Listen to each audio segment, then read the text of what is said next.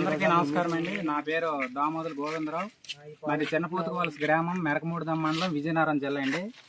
అయితే 305 2 సంవత్సరాల నుంచి మాకు తెలిసినంత మేరకు ఇదే వాడుతున్నామండి. దీనివల్ల బాగా లబ్ధి పొందాము. ఏంటంటే దీని తాలూకు ఉపయోగాలంటే ఇది నీరుని బాగా తట్టుకుంటది, ప్లస్ దీనికి వచ్చే పురుగుని బాగా తట్టుకుంటది, ఏ వాతావరణంలో అనుకూలంగా సేమ్ చేస్తుంది. దానికి వచ్చి బాగా దిగుబడి ఒకటి వస్తుంది, కంకి మొయ్యి వరకు గింజ ఇది అవుతుంది.